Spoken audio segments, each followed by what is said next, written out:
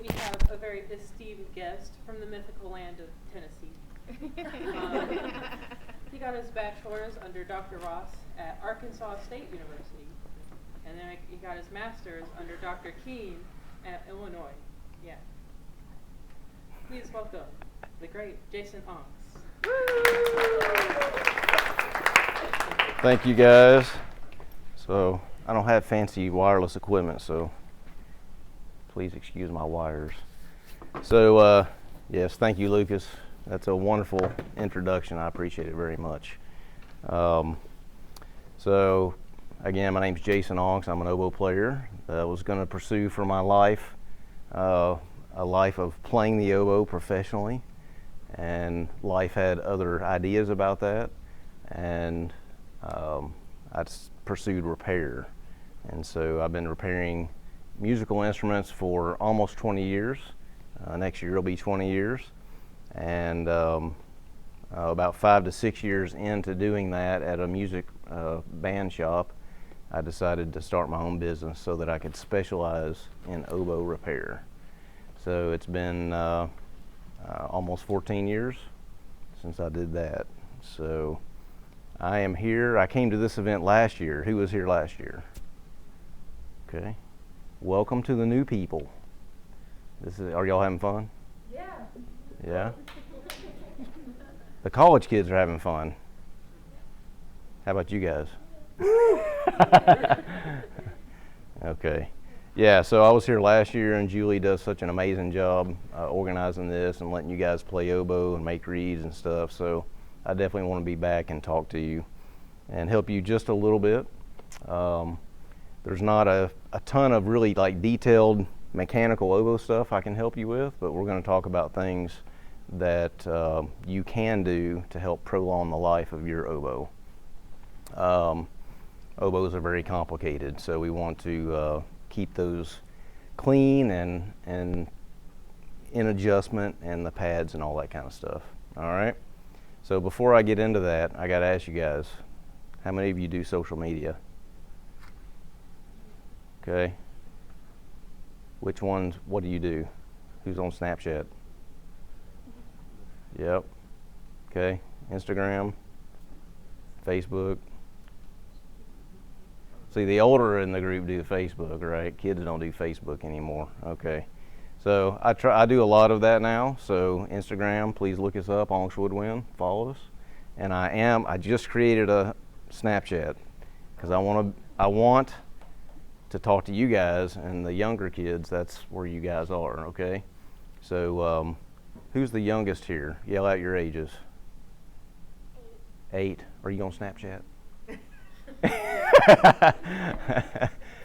So 8, and you play oboe? What grade are you in? What? Eden, is that right? Your name tag. I didn't read your mind. So Eden is going to be the next principal oboe player of the Baltimore Symphony. Yay. Starting at 3rd grade. That's amazing. Awesome. I look forward to seeing you do that someday.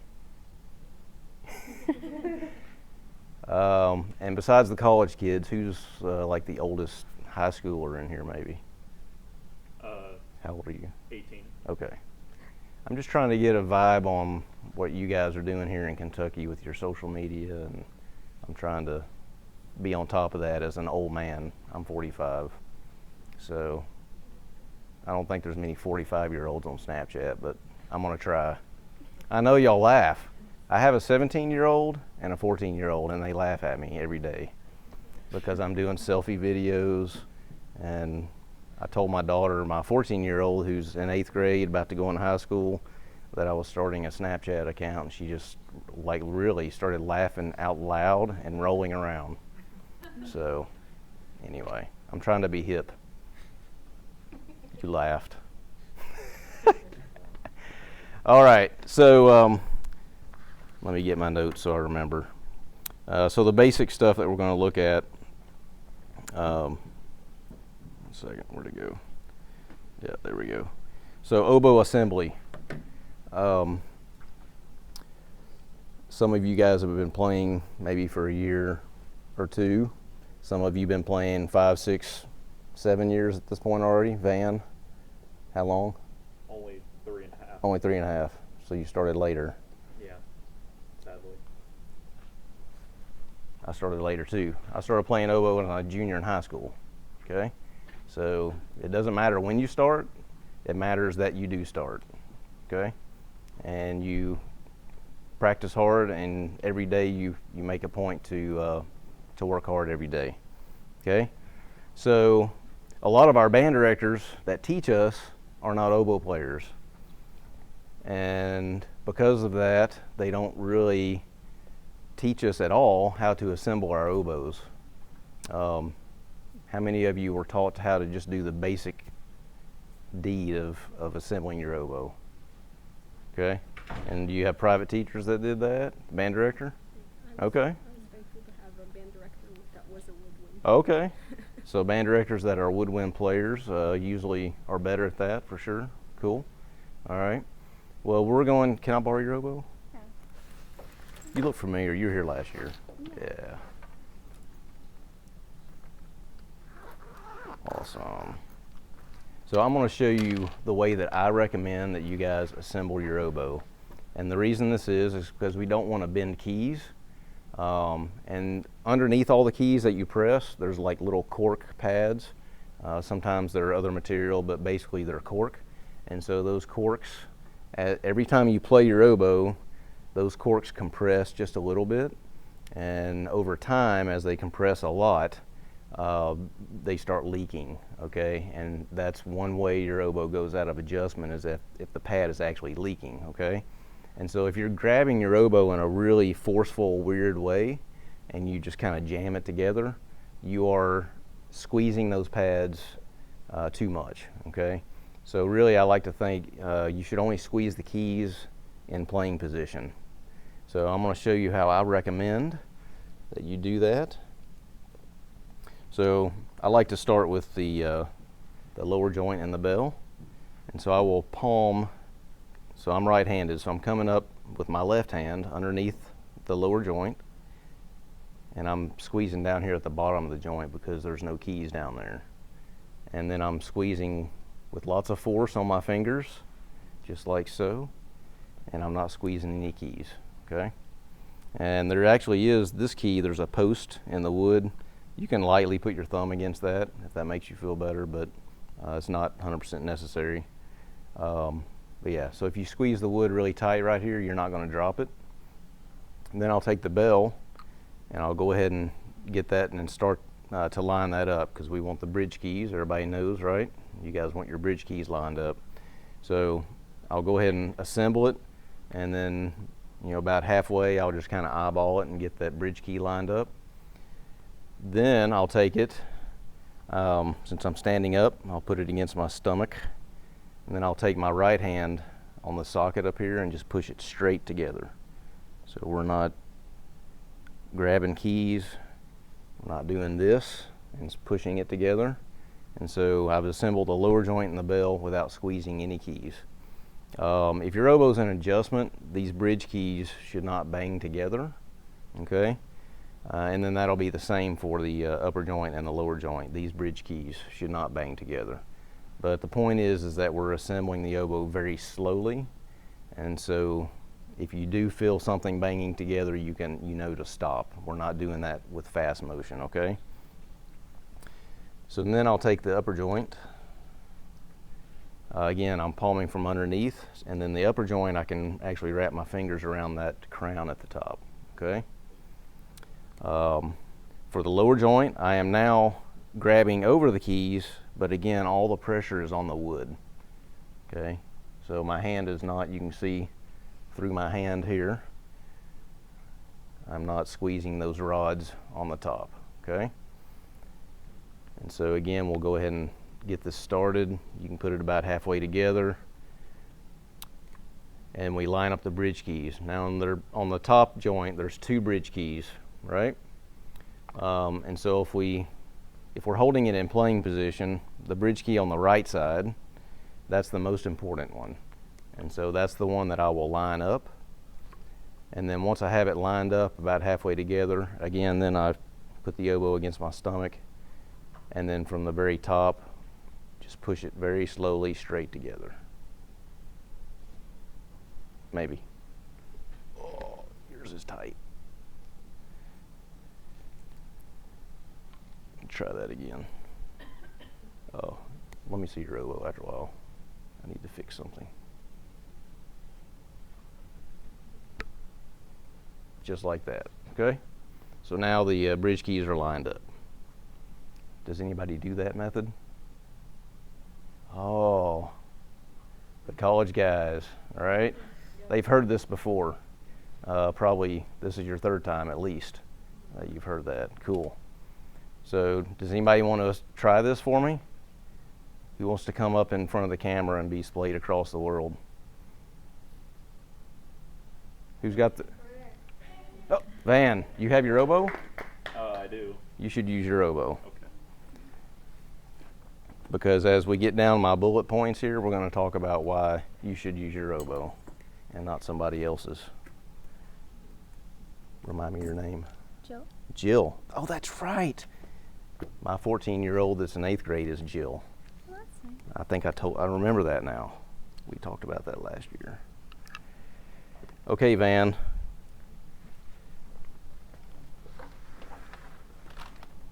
You were here last year too, right? Yes, Okay. So you heard this last year. indeed. And have you been assembling this way for a whole year now? Yes. Okay, good.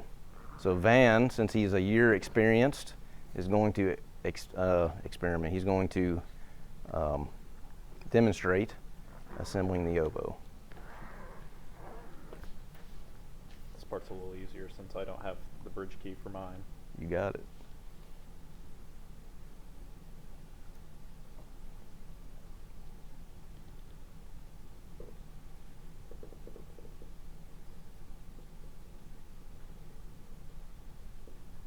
You might need some cork grease.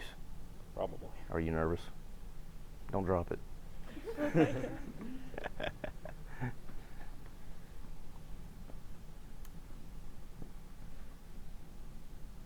Muscles, Van. Use your muscles. All right, there you go. All right. Now this part.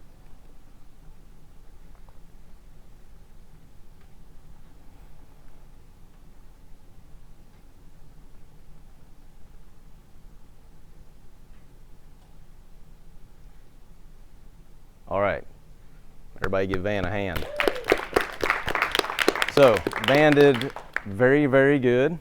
Can I give you one little critique? Yes. Okay, so as you assemble the upper and the lower, you were twisting it together until it was all the way. Yeah. Okay, and so when you do that, there is a high chance that your bridge keys over here will bang together, Okay. and you could bend them, and then you won't be able to play in band. Because if these bridge keys on the side are actually touching, it will hold keys open on the top joint, and then you will not be able to get any sound out of your oboe. Okay? So the only thing I would say to practice and improve on would be just simply lining them up and then very slowly just pushing it together. Also, Cool. Also maybe adding more cork grease. For the lower, yeah, that'd be your center tenon. That one's great. That one's great. Thank you, Van. Awesome. Get a swig of my water.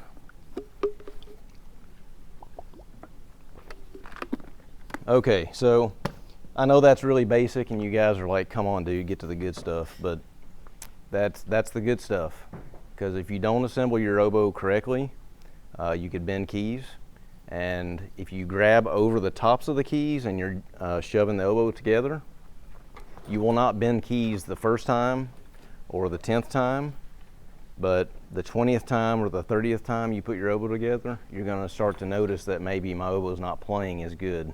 And because you guys are young oboe players, you're going to think it's you. Okay? And so we don't want to think that it's you. Okay? No matter what age or level or experience of oboe player, you have to have equipment that performs. Okay? And you guys are so young that you don't know that difference yet, because you don't have the experience of playing on amazing, awesome reeds that you've made yourself, right? So right now you're relying on your teachers and buying reeds wherever, and your teachers make great reeds and sell them to you, but you don't have the overall experience to know is this my reed? Is this my oboe? Is it me? And so it's just good practice to just do things that will eliminate some of those issues, okay? And it's very easy to do. All right. Now we got the oboe together, what do? Yeah, so get a reed, soak the reed, right? And then you put the reed in, and then what do? Play it, that's right. But there's one step that you should do before you play it. And this is actually something you'll do before you assemble it. How many of you guys have spilled a Coke on the floor or somewhere?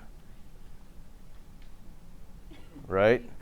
What happens if you leave it there? Sticky. It's sticky. How many of you drink sodas? How many of you drink sodas before you play oboe? What? I'm up here bearing my soul, and y'all are lying to me. If you drink soda before you play oboe, raise your hand. Raise it high. Be honest. Thanks, Van. One time. Awesome.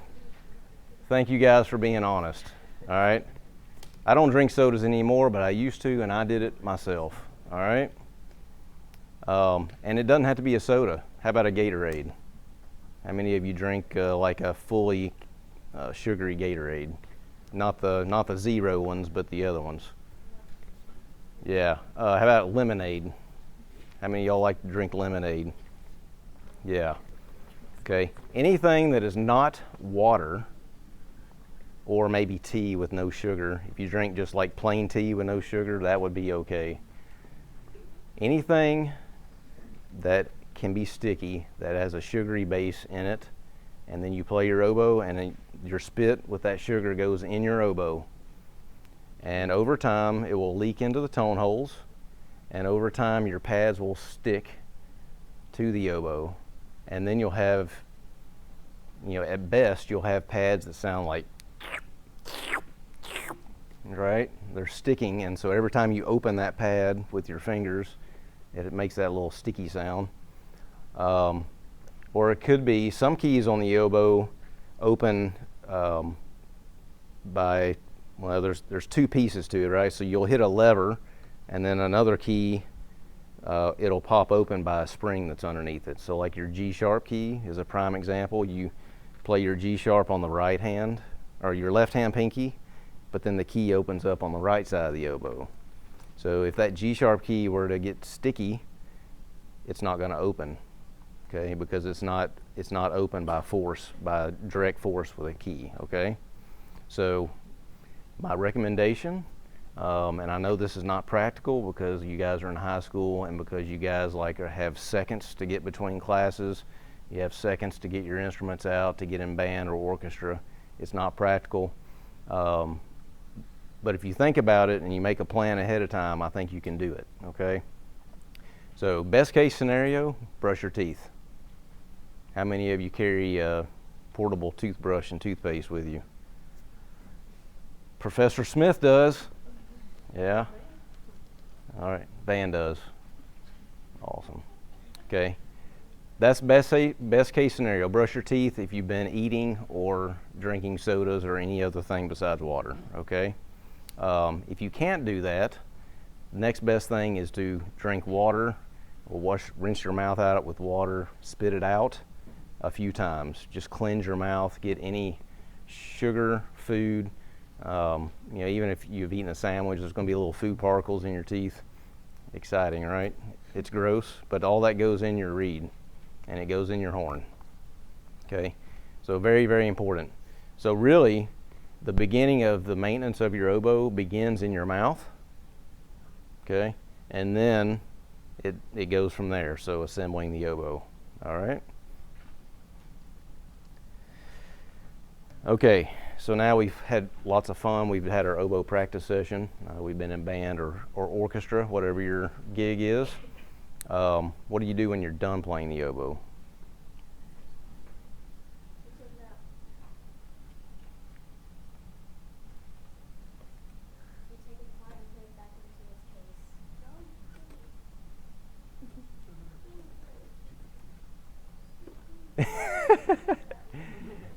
Both of you are right, but if we're gonna, both of you are right, but if we're gonna go in order, we are gonna clean it.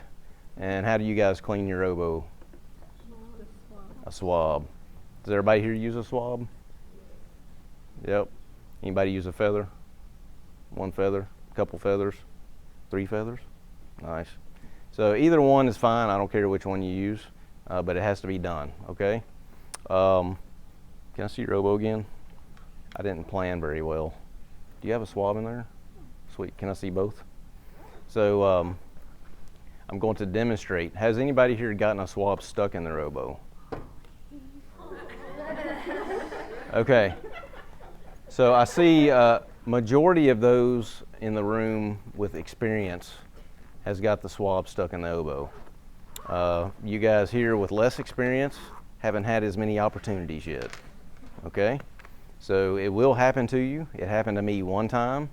I learned my lesson and I never let it happen again. And so I'm going to show you how to almost guarantee that you do not get your swab stuck in your oboe. Okay, can I have your swab? Oh, it's right there. Oh, is that that's not a pull through, is it? Yeah, it is. Oh, it is? You pull that all the way through? Not all the way through. I put like in and out. Yeah, so it's not a pull through. Okay, excellent. I have a pull through too. You do? Can I see it? Thank you, man. I need to hire you. You've got all the perfect tools.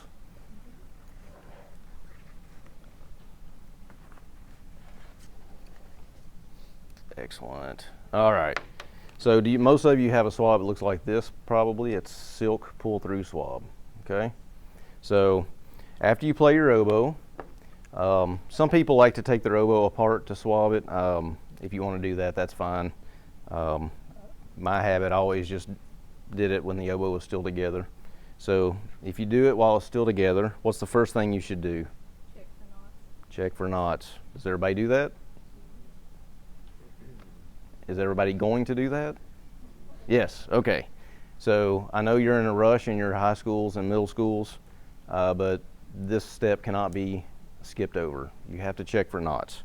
And so this swab, this swab is perfect, okay? So we're going to feed the weight end down through the oboe. Now here's where a lot of people make the mistake.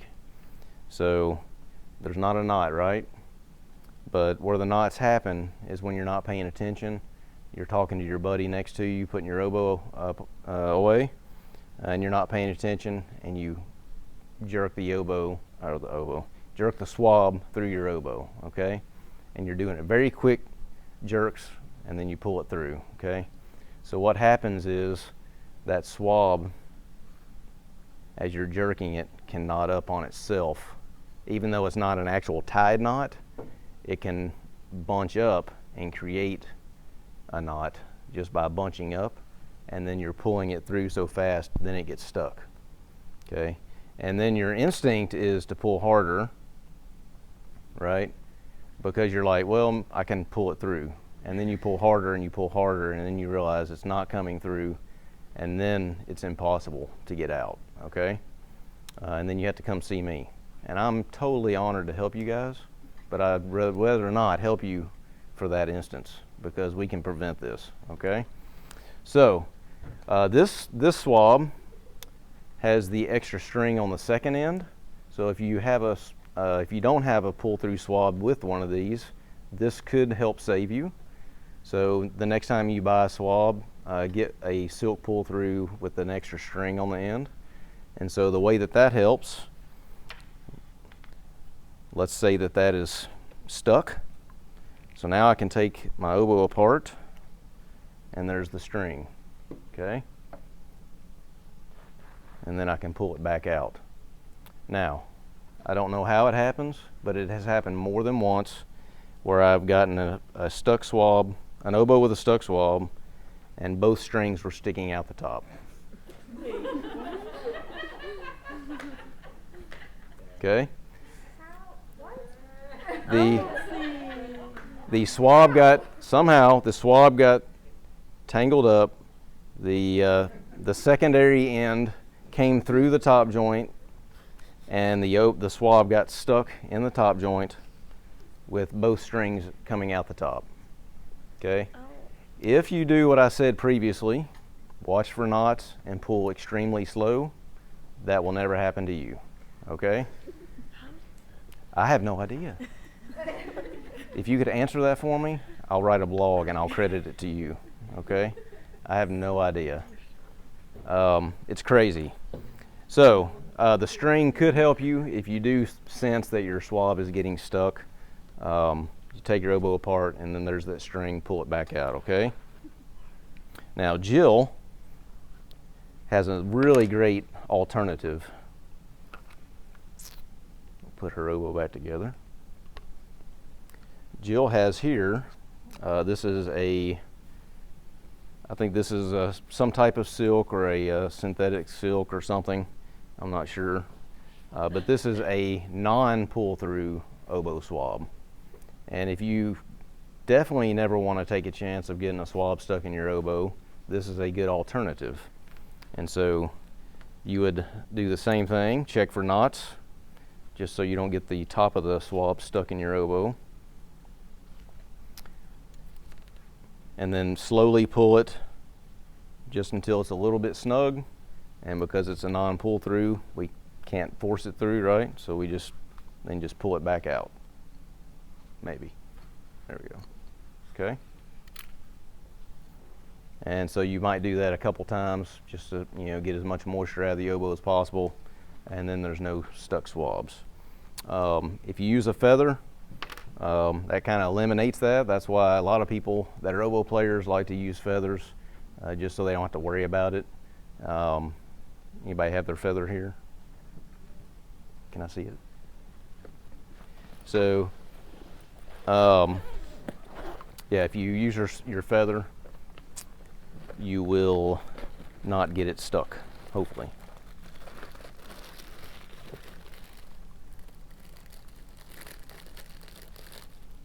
Nice, nice. So you use this already, or is this new? That one's a new one.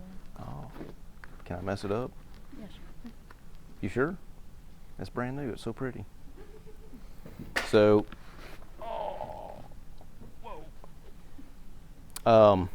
so these, I would advise all these little fluffies, you could cut those off because those can get in your oboe.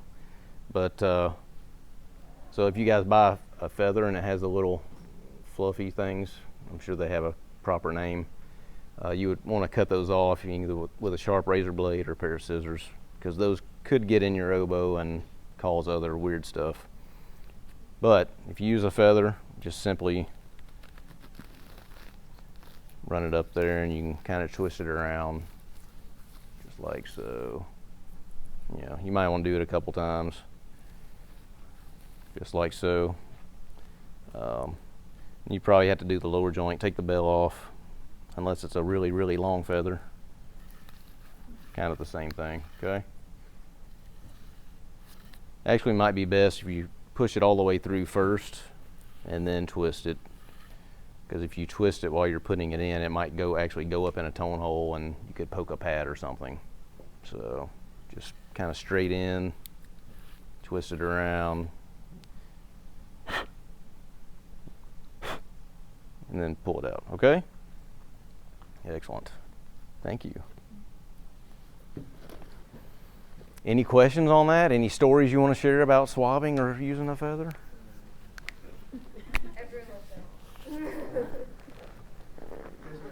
Yes. Have a plastic coating on Yes. the weight.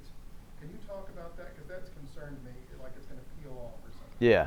So a lot of swabs, as David mentioned, they have the plastic coating, and I assume they do that because they think that the metal end is going to scratch the bore or something, and so they do that to protect it. If it'll fit through, I've had some that wouldn't fit through certain oboes. So if it fits through your oboe, there's nothing wrong with that.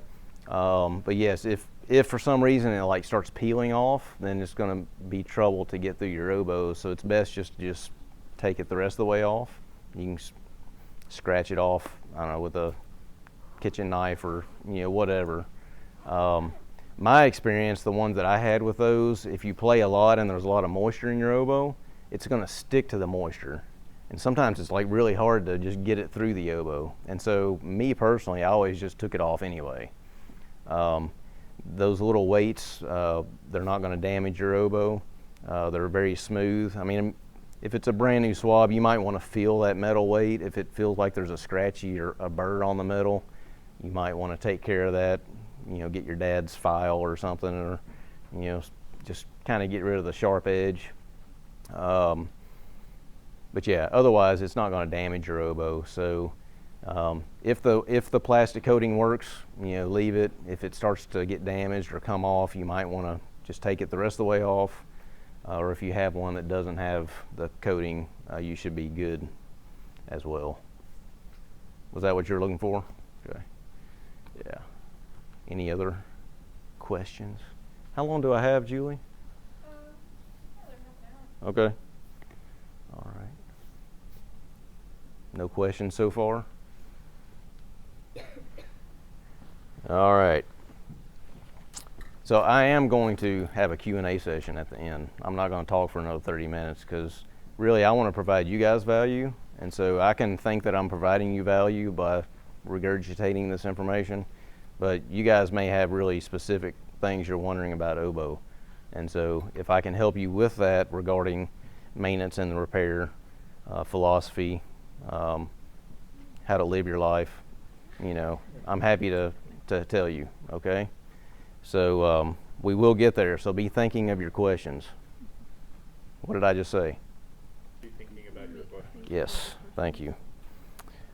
Okay, so here's another one, cork grease. How many of you use cork grease? Yep, good, good. Do you know if well, let's just say, okay, so you use cork grease. Do you ever clean the tenons before you put the cork grease on? My college guys have, because they've heard this before. Okay, good. So have you ever noticed, like, you put your oboe together 100 times and the cork starts turning a darker color, brown, black, and then have you noticed that it's hard to get together, and then you put more cork grease on it to make it go together better? Has that happened to anybody? Come on. It's happened, right? Your oboe just gets hard to put together and you need more cork grease. And yes, you do need more cork grease, potentially.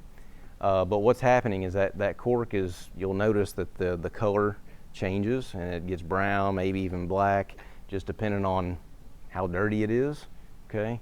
And so that's what's happening, is that cork grease is a grease, an oil, and oils and greases attract dust and dirt, okay?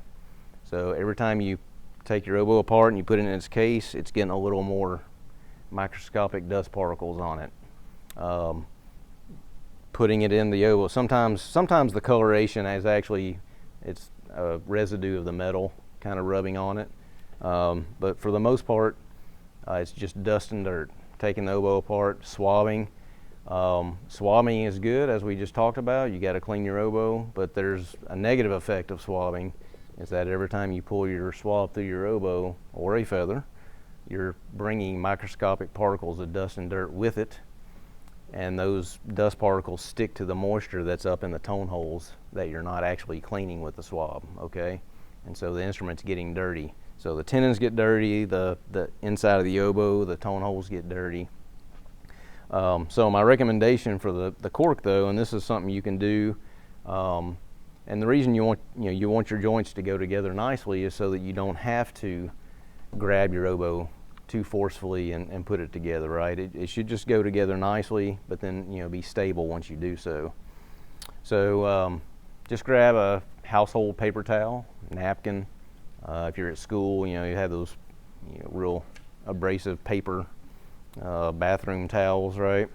So if your cork is getting dirty, or you're just applying new cork grease, simply wipe the tenon, the cork, with a paper towel. Dry, doesn't have to put anything on it, okay?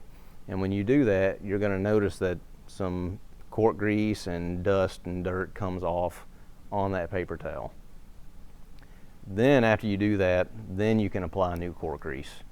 But all you're doing is, if you don't clean the cork first, you're just continually compounding that situation of just covering the dirt and dust up with more cork grease, and then the oboe will just continually get harder to put together over time.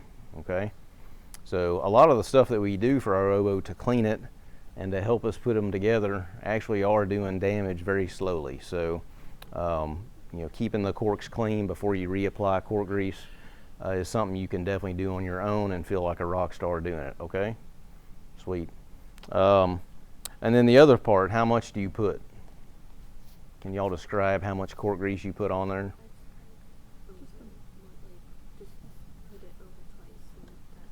Okay. Okay. Anybody else want to share their technique? Just a bit, and then you just rub it around. Rub it around. Yep. So those are both great. So I would add to that is that when you rub it around, if you can see it on there, it's too much. Okay? Because if you can see it standing on the cork, when you shove these joints together, that's a very tight fit, and anything that is extra is going to ooze out the center. Okay? It's going to push it out, and then on the oboe specifically, everybody knows a G sharp, right? So this key right here by the tenon, that's your G sharp key.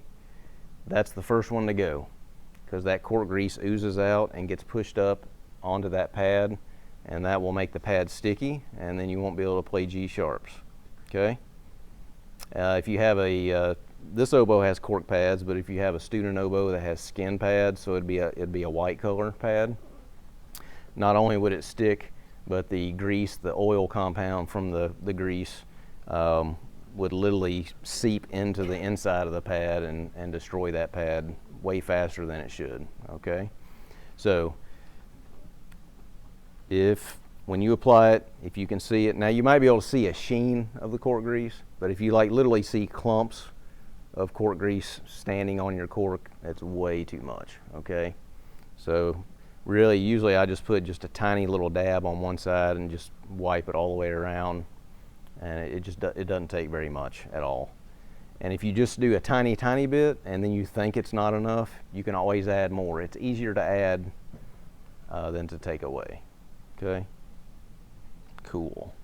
Any questions about that?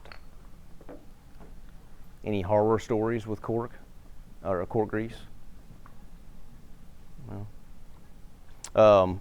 What type of cork grease? I almost forgot. I have a horror story. Okay. I used one of those shop towels to clean a sixth grader's joints, and the whole thing crumbled and fell apart in my hands. And I said, well, I think you're going to have that fixed. So that leads me to my next, what I just remembered, what type of cork grease you should use. Traditionally, for decades and decades, almost the only type of cork grease available was a petroleum-based, right? So if you think of oils that you put in your car to run your car, it's all petroleum, right? So it comes from way down under the Earth's crust, and you guys know where gas and oil comes from, right?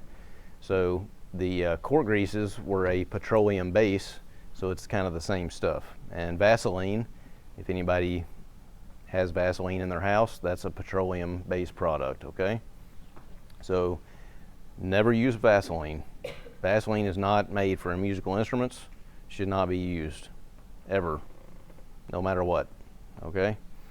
So, but pertaining to oboists and corks, we want to use a cork grease that is either a full synthetic product, or I know nowadays there's a lot of natural, organic stuff, but whatever it's made out of, look at the ingredient list on it and make sure that it's not a petroleum base in there. Okay. I know it's very easy if you just Google synthetic cork grease. I'm sure you can find a slew of options. I use in my shop, and it's not really available anymore, so you can't use this, but I still have some, so I use it. But there's a shoe polish it's mink oil, and has mink stuff in it. There's an animal that's a mink, and they take the oils from this animal somehow. I don't know. Anyway, it's not made anymore because of animal rights and stuff, which is fine. But anyway, it's a shoe polish. They sold it as a shoe polish, so it's just a paste. It looks just like any cork grease that you might buy. And so that's what I've used for years. I still have about 10 years left. So when that runs out, I'll have to buy some synthetic cork grease. So yeah, does anybody not sure if their cork grease is synthetic? You don't know? Do some research. And the reason that's important, Julie's example that she just mentioned, she went to clean a cork for a student and the cork fell off. One reason that could be, not 100%, but it could be, the reason you don't use the petroleum is that the cork, the tenon corks, are very porous, and anything you put on them, no matter what the material is, will seep through the pores of the cork, and petroleum will weaken the glue and the cork will fall off prematurely. Okay? In our shop, when we replace a tenon cork, we melt regular paraffin wax, like if you're going to do canning in your house or make a candle from scratch. You go to the grocery store and buy paraffin wax in the canning aisle. That's the exact thing that we use. And we basically we just cover the cork and then we burn it in, and that wax kind of melts into the pores and kind of acts as a sealant. So we try to help protect you against petroleum-based products, but if you just stay away from them, your tenon cork should last much longer than if you did use it. And if you're unsure, you might be able to look up the brand of cork grease you have online or contact the company and get the ingredient list. They should be able to provide that to you. Or it's so cheap, just buy some fresh stuff that you know is synthetic, and then that'll save you a lot of heartache. All right, the next thing, care of the oboe outside of its case. So we put it together, we're playing it. In your bands at school, do y'all get like breaks, or do you just kind of play through? You probably don't get breaks, do you? No. How long do y'all have in band? An hour and a half. Hour and a What? half. About 45 Nice. minutes. That's good. And you do that 5 times a week, or just No, every other day. every other day? Yeah. 45 minutes every day. Okay, cool. Well, at some point in your career, as you continue playing, you're going to be in situations outside of your house or outside of your band room, and they're going to give you a break, okay? And when they do not leave your oboe in your chair. How many of you had flute friends that did that? Yeah? Was their flute smiling at you afterwards? Okay. Yeah, I've seen it. I mean, I got my start in a music repair shop, so I saw it all there. It's really prevalent with flute players because they're so long and they hang over the edge of the seat, and then somebody sits down on it and kind of makes it U-shaped. So with the oboe, if that were to happen, it wouldn't go U-shaped, but the center tenon that we've talked about so much will just break off. Okay? Whether that's a plastic instrument or wood, it'll just snap off more than likely. And you'll bend keys and stuff, but that's easily fixable compared to the broken tenon. Okay, so we definitely do not lay our oboes in a chair. We do not put oboes on the lip of a music stand. And you guys may not do this yet, but again, if you start playing, you will utilize a instrument stand beside your chair. Does anybody in here use one of those besides the college kids? Yeah, okay. So if you have a oboe stand by your chair in band, I just would not recommend that. Okay, in a high school setting, in a middle school, unless you're doubling. Do you have an oboe and an English horn? Oh, okay, so she's doubling, so she can do that. But when you get up from a break, like if they give you a 5-minute water break, you don't leave them on the stand. Okay, the instruments go with you. Okay, if you're not playing your oboe, it's either in your hands with you or it's in its case locked up. I've seen everything that can be seen with oboe as far as damage from friends playing your oboe. If you have a flute friend or a saxophone friend, do not let them hold and play your oboe. And definitely do not let a percussion friend or a tuba friend play your oboe. Okay? Do we have percussion friends? No. No. They are not friendly. No. That's another story. Okay. Yeah. So who should be holding your oboe when you have your oboe out of its case? Me. No, you. Me. Yes. Okay? And you understand why. Okay? Oboes are very expensive. The mechanism is very complicated. It does not take much for them to get messed up. And I guarantee you that if you let your friends hold your oboe, they're not going to hold your oboe like you ask them to. They're going to twist it like a baton because it's not their instrument. Okay? And it's cool because it's not their instrument. And while you're at the restroom, they're going to be twirling it and they're going to accidentally drop it. And then they're going to come back and they're like, it just happened. Okay? Stuff does not just happen. It just doesn't.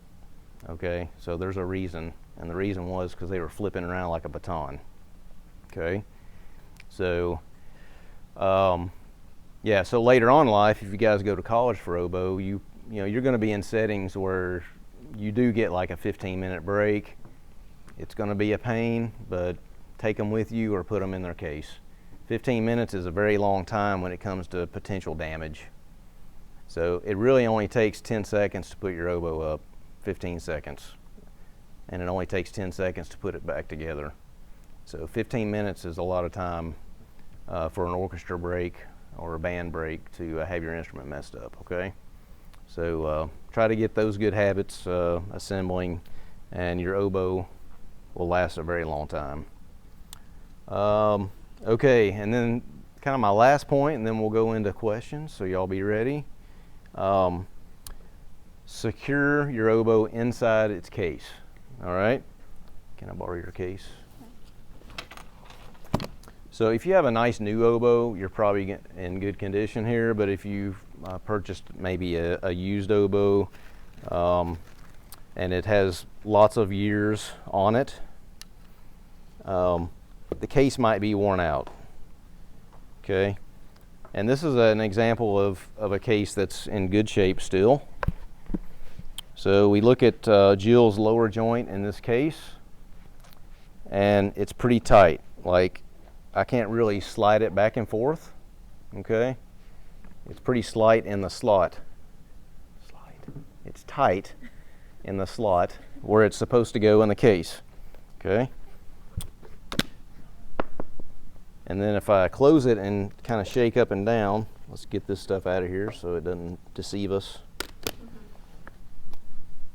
I do not feel the oboe moving around inside the case, okay? Yes, good job, Jill. If your oboe case is different, if you can feel your oboe moving around, if you were to do a light shake like that, or if you just simply look here and you can move it side to side a lot, there is major potential damage to your oboe, okay? So we put our oboes in our cases to protect them, but when the case is worn out, the instrument can get damaged, and we see it, again, we see that every day in our shop. We service people all over the country, so shipping is a big thing for us, and we get, it's crazy sometimes, we get these big boxes for a little oboe case that has tons of bubble wrap all around it and around it, and you're like, it's protected. But then we open the case, and it's like the thing moves like side to side like this inside the case, okay? And then we pull the oboe out, and these left-hand levers are bent because it was going side to side, and these levers hit the side of the case, okay? So your oboe can get damaged inside of its case, which is where it's supposed to be protected, okay? So what you should do, if you have extra space, again, you could just take like let's pretend this is a paper towel. You know, you could take a little strip of a paper towel and fold it over several times and just kind of wedge it between, you know, one end of the oboe. And then that will take up extra space so it doesn't slide side to side. And then if your oboe, if you can hear it bouncing on the inside, you could take paper towels and just lay on top of the oboe after it's in there, and then close the case and see if that stops the oboe from bouncing around, okay? So short of buying a new case that doesn't do that, that's something you can do very quickly and cost effectively to help protect your oboe while it's in its case. So just like we don't want our friends holding it and dropping it, we don't want to accidentally drop the case and then the oboe get bent up on the inside because it was loose in there. So if we drop Jill's case right now, if we drop Jill's oboe case, hers would be very safe because I know that the joint in there is super tight, okay? And it would do its job. Just like we put cases on our phones to protect them, right? Okay, so if this, my phone was like really loose and I dropped it, it wouldn't do its job, okay? So, that's my last thing of stuff that you guys can be diligent about and do to help protect your oboe and keep it playing a long time. As I said, it's a very complicated mechanism. There's lots of keys. If you guys look at your oboes, most of them will have lots of little screws on the side. So there's a lot going on. And if a key gets bent, if the oboe gets dropped, one little change up here on the top could totally make the whole oboe not play. Okay? So all of those things, cleaning, brushing your teeth, those are all very important things that you guys can start now when you're young and have a very long, healthy life of oboe enjoyment, because frankly it shouldn't be difficult. Okay, now we will have difficulties, but it shouldn't be difficult. We will struggle with our reeds, we'll have bad practice days, but our equipment should be 100% so we can have excellent days. We all have bad days, so we go to bed and we wake up and we start again. Okay? But this has to be taken out of the equation, and so if you guys do all those things I just mentioned, you'll have a much happier oboe life. Cool? Okay, now it's Stump Jason time with your questions. What do you got? And it can be about what we just talked about, it can be about any else thing about oboe, and if I can't answer it, I'll let this powerful group of minds over here join in. But feel free to. How actually your keys, like the lower part of the oboe, the lower keys, I have trouble with. So how do you clean the keys? Was that Like in the lower part. which part? The tiny part. You want to demonstrate for me? Can you show me?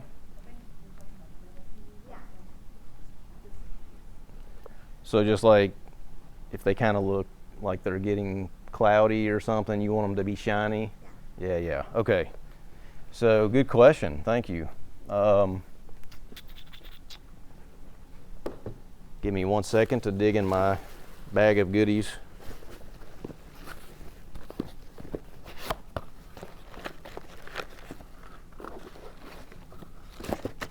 So if you would like your oboe to remain cosmetically pretty, okay, so if the silver starts tarnishing or you have your fingerprints on it, those things are just cosmetic. That's actually not going to make the oboe play bad, but you do have pride in your oboe, right? You want it to look pretty, and so thank you for that question. This is definitely one thing that you can do to keep the cosmetics nice and pretty.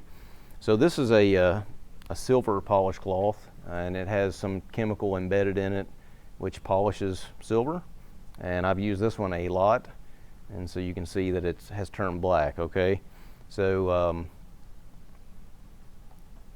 I don't know, to be honest, in the American market of buying silver polish cloths, there's not a large quantity of good ones. The ones that I buy, I get from the company Howarth that makes oboes. They're in England. I buy them from them. and they ship them over to me because their polished cloths are superior to any other cloth that I've purchased here in the U.S. Selmer, about 15 years ago, had a cloth that looked just like this, and it worked just as good. It was excellent.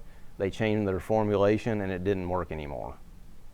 And so I quit buying those. But anyway, so if you can find a silver polished cloth that's supposed to be for that, and you want to do that, you just would take your oboe and very lightly, we're not doing this with force, but just very lightly, just where you're barely even touching the keys, and you can just go across the keys, and just rub them until you get your fingerprints off.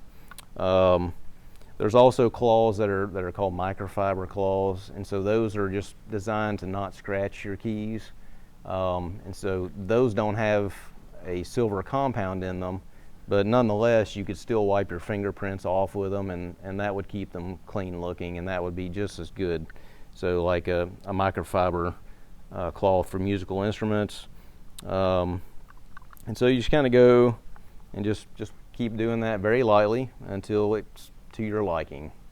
Does that answer your question? Yeah, good. Yeah, so, but what you don't want to do, you don't want to press too hard, because then you might damage the pads. And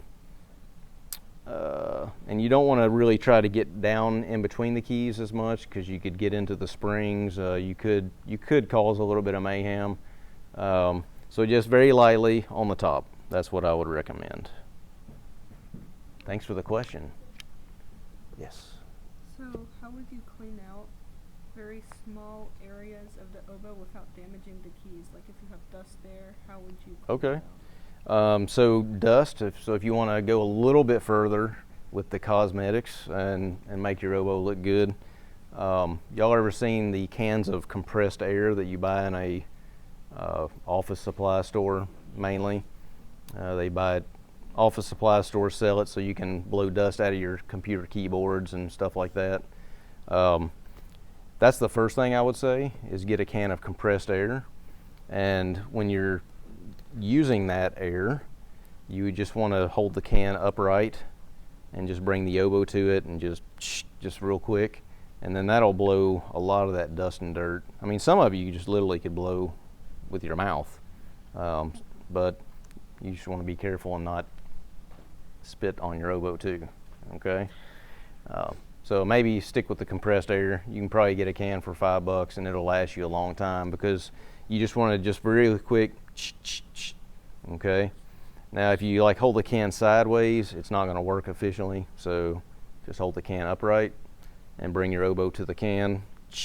Okay, and so for you guys, that's really my only recommendation. If you tried to go a little further, like sticking a cotton swab up there to kind of get the dust off, you could really do some damage by disengaging springs or bending springs, or worst case scenario, you could break a spring, which is all fixable, but it would be a total inconvenience for you, and we don't want that, right?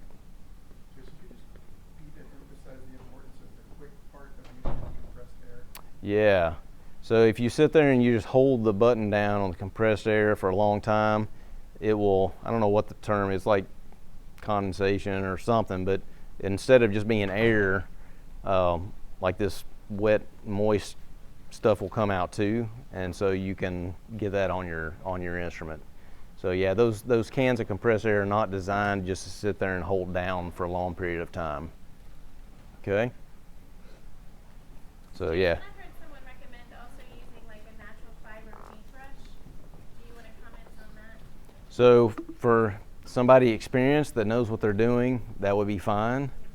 If you're super detailed and you know what you're doing and you can look under there and you see all the parts of the oboe, that would be fine.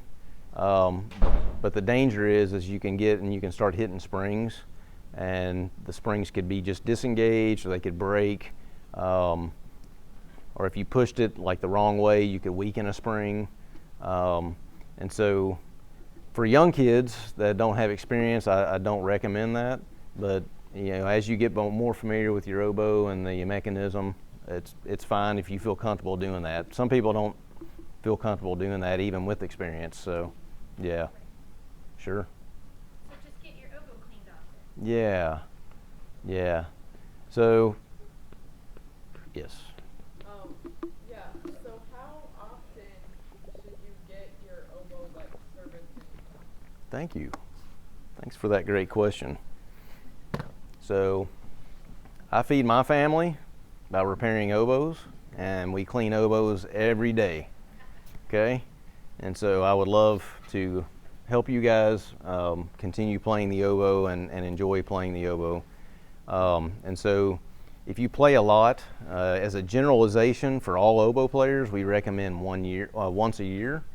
In our repair shop, if you came in for an annual maintenance, every key would come off of the instrument. We take the body, we wash the body, we clean all the tone holes once it's apart. It's thoroughly cleaned.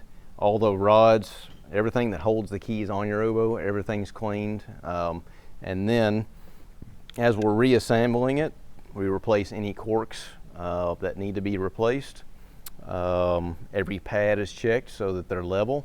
Because like I said at the very beginning, if you squeeze your keys too much, those pads can compress and they start leaking and your oboe goes out of adjustment.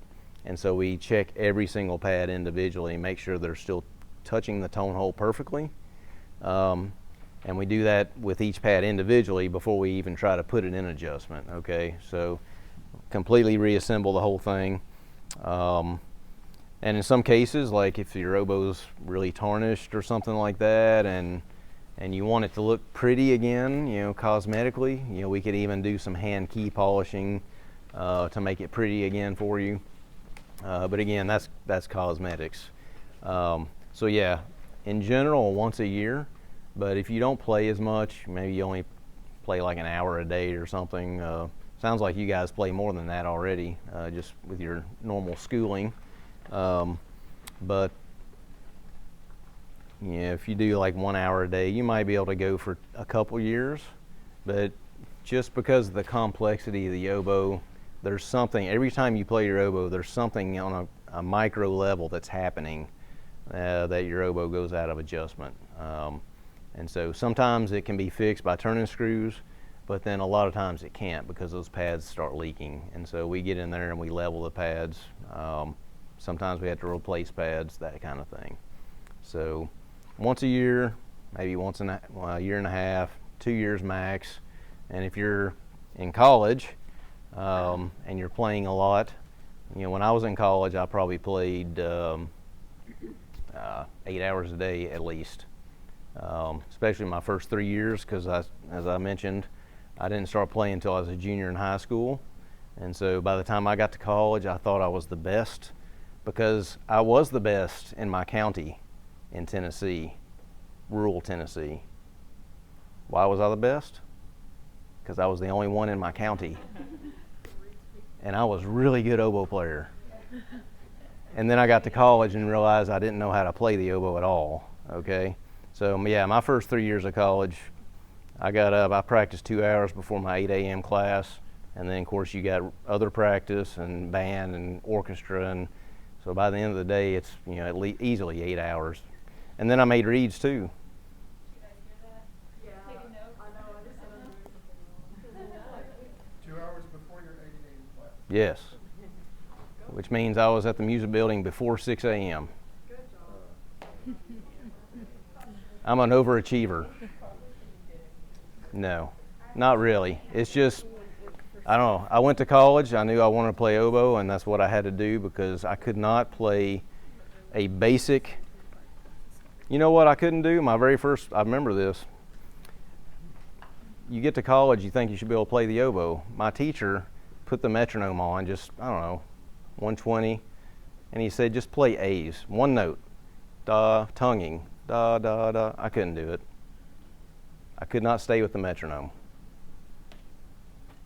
I mean, y'all practice that? That's like the basics of the basics. Can you do that? Well, if you can't do that, you can't play a scale with a metronome. So Yeah, my first years, that's all I did. I played notes and scales. I didn't play a real piece of music for a couple of years. Just scales. I actually walked across campus to my concerts with a metronome in my ear, so that I could learn consistency. I would walk with a metronome. I was crazy. Crazy. Cool. I think we're over into lunchtime, but any last second questions? And I'm going to be here all day, so you guys can come up and talk to me individually. That's totally cool.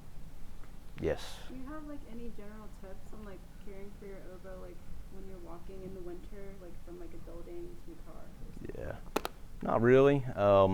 You know, if you're in a warm building and it's 20 degrees outside and you go to your car, you might want to pre-warm your car, start your car, let it warm up, if possible. That could help. But you know, if you're just going real quick, then you're driving across town for 15 minutes or something, and then going back in another warm building, it's going to be fine. If your hard oboe case is in a soft case, and then you even put it in a bag, other than that, you know, those different layers are going to keep the oboe itself warm for that short a period, for sure. So, yeah, if you're quick, it's not a big issue. And if you're going on a long trip, then your car is going to be warm eventually anyway, and so as long as the oboe is in there with you and not in the trunk, yeah, don't put the oboe in the trunk. Is that answer enough? Is that good? Yeah. Yeah, and sometimes we become disillusioned. We'll buy a bag to put our oboe in that has wool lining in it, and we think that's going to keep it warm. It's totally not, because that wool lining is not a sheep anymore, right?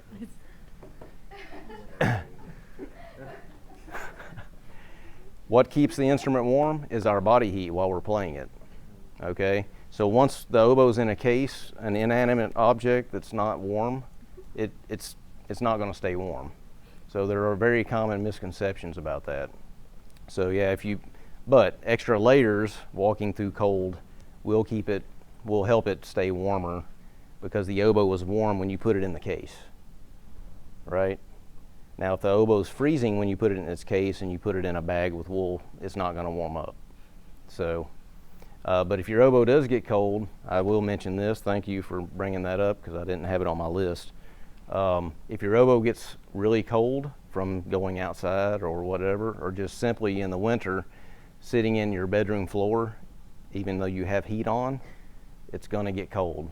And if you go put your oboe together and you hold it, it's going to be colder than room temperature. Do not blow through your oboe if it's wood. If you have a solid wood oboe, do not blow through it until it's warmed up. And you do that by holding it in your hands, or you can stick it under your arm while you're getting your reeds and your music ready. That wood has to come to room temperature before you blow hot air into it. If you blow hot air into a cold wooden oboe, it will crack on you.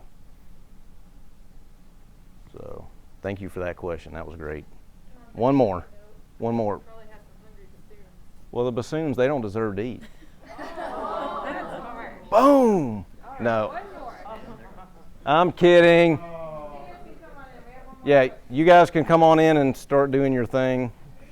What if you have a long wait outside, like half an hour, Like for a bus stop or something? to get into the band room, which is where you lock? What? Yeah, Why do you have to wait 30 minutes? because we have to wait outside. What? Yeah. That's weird. That's a good question. And then you're expected to play your oboe right after that? Oh. Oh, Put it in the locker, but it never warms up during that time. gotcha. But it doesn't warm up. Yeah. So then but then when you do finally get to it to play it, it's cold. Yeah. Time. You got to talk to your band director and say, hey, I've got an oboe. Oboes cannot be played when they're cold, if it's wood. I have to have time. So I need extra 7 minutes to get my oboe warm and my reeds ready and my music out. I cannot play when you do your downbeat. And if you need a parent to go talk to that person, or a private teacher, that needs to be done. Because what happens when your oboe cracks, that person's not going to pay for your repair bill. So sometimes we have to be a little more forceful with our leaders that are, and it's not that they're being mean or they're doing it on purpose, they just don't know because they're a tuba player. Tuba players can blow into their instrument when it's cold. It doesn't matter. Or trumpet, right? Okay, thank you.